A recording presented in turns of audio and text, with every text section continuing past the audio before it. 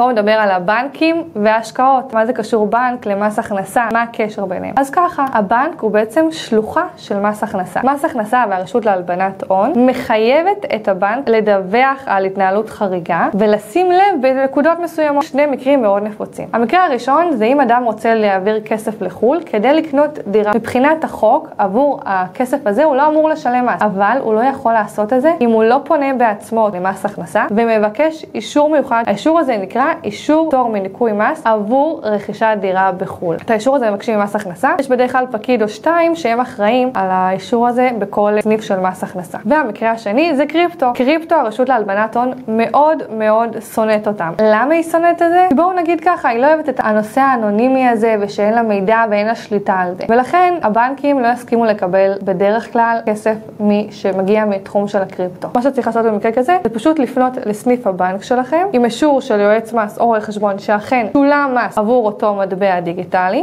ולהוכיח את הנתיב של הכסף. כלומר שכל הדרך של הכסף הייתה מאוד נקייה ולא התערבבה עם ארנקים אחרים או מקורות לא ידועים.